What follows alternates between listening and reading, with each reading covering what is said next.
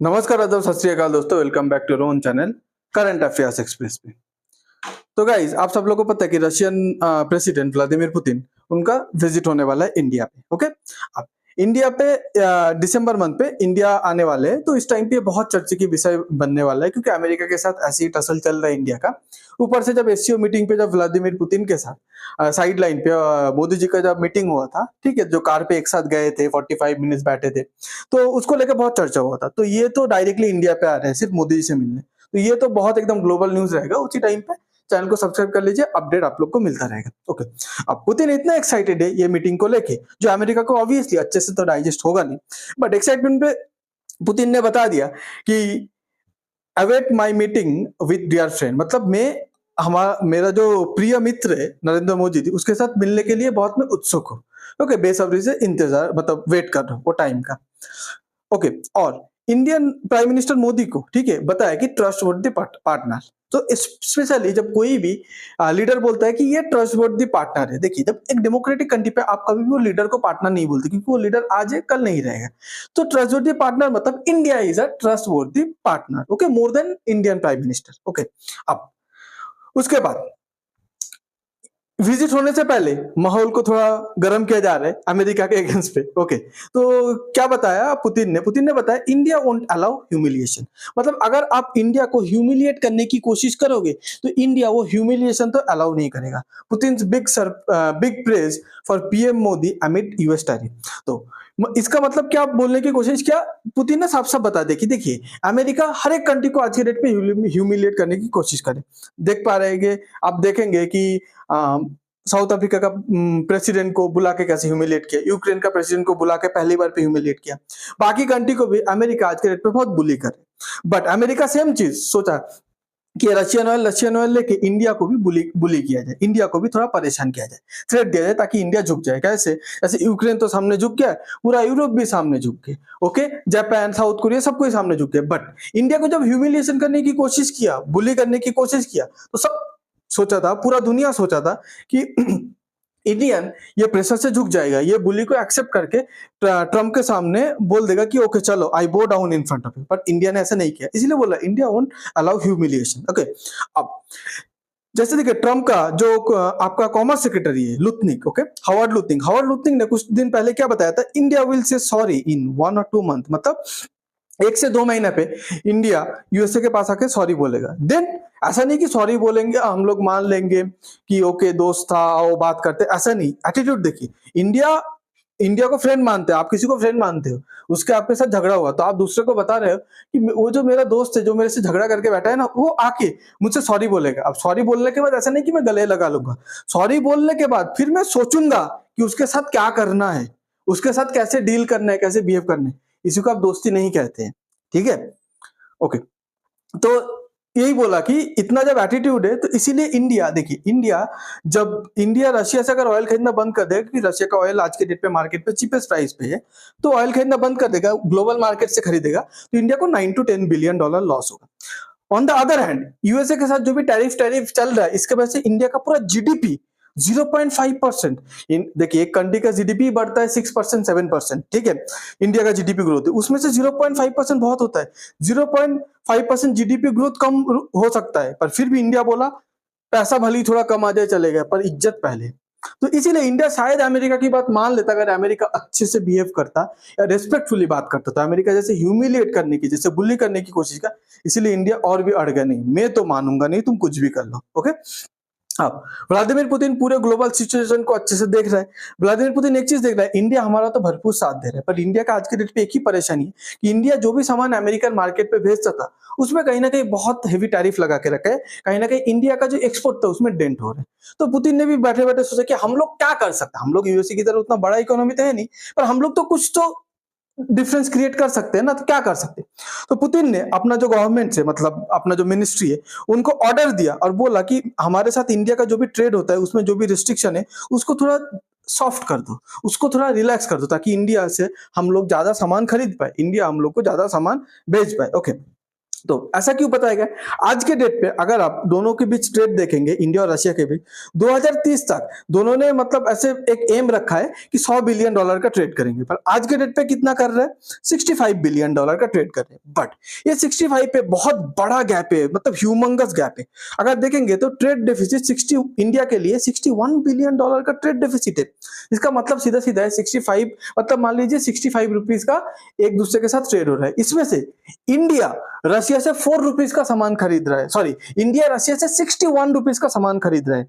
In return Russia India से only 4 rupees का सामान खरीद रहा है। तो कहां 61, कहां 4 रुपए, तो बहुत बड़ा ट्रेड गैप है। तो इसी को क्लोज करने के लिए, ट्रेड गैप को रिड्यूस करने, मतलब रशिया आज के डेट पे इंडिया से और ज्यादा सामान खरीदना चाहते हैं। अब देखिए रशिया ने क्या बताया, रशिया ने बताया कि हम लोग को मेरीन गुड्स चाहिए, मतलब अमेरिका पे बहुत श्रिम्प एक्सपोर्ट होता था, ठीक है, इंडिया का श्रिम्प, ओके, प्रॉन्स, तो उस पर बहुत बड़ा इफेक्ट हुआ। तो रशिया चाहता है कि श्रिम्प हम लोग को भेजो। फार्मास्यूटिकल हम लोग को भी चाहिए, अमेरिका पे जो फार्मास्यूटिकल आप नहीं भेज सकते हो, आप तो वर्ल्ड का फार्मेसी हो, इतना सारा फार्मास्यूटिकल प्रोडक्ट बनाते हो, हम लोग को भेजो। कंज्यूमर गुड हम लोग को भेजो, एग्रीकल्चरल प्रोजेक्ट हम लोग को भेजो, ओके। तो देखिए पुतिन ने क्या कहा, पुतिन से Russia will import more agri made मतलब मेडिसिनल प्रोडक्ट। तो मतलब रशिया आज के डेट पे ज्यादा से ज्यादा एग्रीकल्चरल प्रोडक्ट और ज्यादा से ज्यादा मेडिसिनल प्रोडक्ट हम लोग को, मतलब रशिया बोला हम लोग खरीदेंगे। और बताया कि इंडिया का जो लॉस हुआ उसमें हम लोग थोड़ा तो कंट्रीब्यूट कर पाएंगे, उस लॉस को तो थोड़ा तो कम कर पाएंगे अमेरिका के साथ जो भी इंडिया का लॉस हो रहा है। और मोदी को बताया एक वाइज फ्रेंड, मतलब एक ऑनेस्ट फ्रेंड है, ओके, प्राइम मिनिस्टर मोदी। अब देखिए गाइस, हम लोग का मेन चीज क्या है, कौन सी दो सेक्टर के बारे में बताया, एक है फार्मा, एक है एग्रीकल्चरल प्रोडक्ट। तो हम लोग का एग्रीकल्चरल को लेके गाइस उतना प्रॉब्लम हम लोग को है नहीं। अब आपको बता रहा हूं क्यों, क्योंकि हम लोग का एग्रीकल्चरल प्रोडक्ट जितना है ना, इसका अच्छा कस्टमर है। हम लोग अगर एग्रीकल्चर, हमारे कंट्री पे इतना बिलियंस ऑफ पीपल है, एग्रीकल्चर प्रोडक्ट हम लोग अगर कोई दूसरा सामने वाला अगर एग्रीकल्चरल प्रोडक्ट नहीं भी खरीदेगा ना, तो हम लोग का कंट्रीमैन, हम लोग का इंडियंस, आम जनता खुद कंज्यूम कर लेंगे। पर आता है बाकी चीज, ठीक है, अपरेल्स आता है, डायमंड ज्वेलरी वगैरह, ठीक है, उसके बाद हम लोग का टेक्सटाइल सेक्टर, कपड़ा वगैरह आता है, मेडिसिनल सेक्टर, आईटी सर्विस, ये सब हम लोग बाहर वाले को ज्यादा बेचते। अब रशिया ने बोला हम लोग को तो सारे सेक्टर का सामान का जरूरत नहीं है, एग्रीकल्चरल है, आप अगर भेजना चाहते हो तो भेज सकते हो, ऊपर से श्रिम्प वगैरह या मेरीन फूड भी चाहिए, और फार्मास्यूटिकल्स प्रोडक्ट, मेडिसिनल प्रोडक्ट्स भी चाहिए, ओके। अब एक शॉकिंग बात है, देखिए अगस्त मंथ पे क्या है ना, इंडिया के ऊपर 25% टैरिफ ऑलरेडी लग चुका था। ये 25% टैरिफ लगने के बावजूद इंडिया का जो अमेरिका के एक्सपोर्ट था वो 6.7% से ग्रो किया। उल्टा कम होना चाहिए पर ग्रो किया। उसके बाद अमेरिका से जो हम लोग सामान मंगाते थे, हम लोग अमेरिका के ऊपर कोई आज तक टैरिफ नहीं लगाए, तो अमेरिका से जो सामान मंगाते थे वो एग्जैक्ट सेम रहना चाहिए था, नहीं तो बढ़ना चाहिए था, राइट, ग्रो करना चाहिए था। बट वो जो अमेरिका पे जो सामान मंगाते थे वो बड़ा भी नहीं, सेम भी नहीं रहा, हम लोग कम मंगाए सामान। गुड साइन है, ठीक है, इकोनॉमी के लिए, okay. But the thing is that I am ईगरली waiting for September month. क्यों? सितंबर मंथ पे 25% टैरिफ के साथ साथ रशिया से ऑयल खरीदने की वजह से पेनल्टी 25% टैरिफ लग गया था, मतलब सितंबर पे इंडिया के ऊपर 50% टैरिफ था। अगर सितंबर मंथ पे इंडिया का जो ट्रेड आज के डेट पे अमेरिका को जो एक्सपोर्ट करता है $69 बिलियन, वो अगर $69 बिलियन ही जाता है या $70 बिलियन होता है, या 69 से गिर के मान लीजिए 65, 66, 67 ऐसा रहता है, फिर भी इंडिया के लिए बहुत बड़ा जीत होगा और ट्रंप के लिए बहुत ही मतलब माइन्यूट लेवल का जीत होगा। बट एक चीज क्या है गाइस, पता है आपको, ये बात मतलब एकदम मतलब बैंड बाजा भारत जैसा एकदम पीट पीट के बताना नहीं चाहिए, नहीं तो ट्रम्प बोलेगा और भी स्ट्रिक्ट एक्शन लेगा। अगर रहेगा चुपचाप रह जाओ, यूएसए ट्रम्प को पता मत चलने दो, होने दो, बाद में जब सब कुछ खत्म हो जाएगा तब बताना कि इंडिया ने कैसे तुमको मतलब बेवकूफ बनाया है, तुम कुछ बिगाड़ नहीं पाए इंडिया का। आज के डेट पे वर्ल्ड लेवल पे इंडिया का इतना तारीफ क्यों होता है गाइस, पता है? क्योंकि इंडिया ने दो कंट्री है जो अमेरिका के सामने झुका नहीं, ठीक है, ट्रेड के मामले पे, एक है चाइना, एक है इंडिया। अब बड़े बड़े कंट्री, पूरा यूरोप अमेरिका के सामने झुक गया, जापान झुक गया, साउथ कोरिया झुक गया, ठीक है, पूरा दुनिया झुक गया।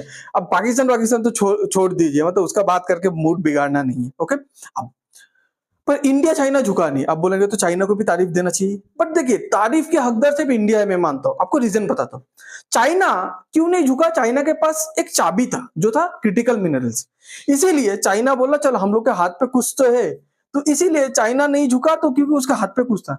बट इंडिया के हाथ पे ऐसा कोई चाबी नहीं था, ठीक है, इंडिया उतना चाइना जैसा उतना स्ट्रांग बना नहीं है कि, ठीक है, अमेरिका का एक चाबी चाइना के हाथ पे था, इंडिया अमेरिका का कोई भी चाबी इंडिया के हाथ पे था नहीं, फिर भी इंडिया ने झुका नहीं। ठीक है, तो ये सबसे बड़ी बात है, ये काबिल तारीफ है। ओके, तो आपको अगर ये वीडियो अच्छा लगता है तो please like share and subscribe. आप क्या सोचते हैं इंडिया और यूएसए का रिलेशन के बारे में? देखिए एक गाइस, एक बात मैं आपको बता देता हूं। ओके, तो ये जो इंडिया और यूएसए का रिलेशन है ना, ये पुतिन का जो विजिट है उसके पहले ही कहीं ना कहीं फिक्स करना पड़ेगा गाइस। ठीक है, रियली अमेरिका अगर इंडिया को सही में चाहता है तो फिक्स करना पड़ेगा, नहीं तो जब पुतिन आएगा तो ये बोला जा रहा है कि S-500 और सुखोई 57 को लेकर बात होगा।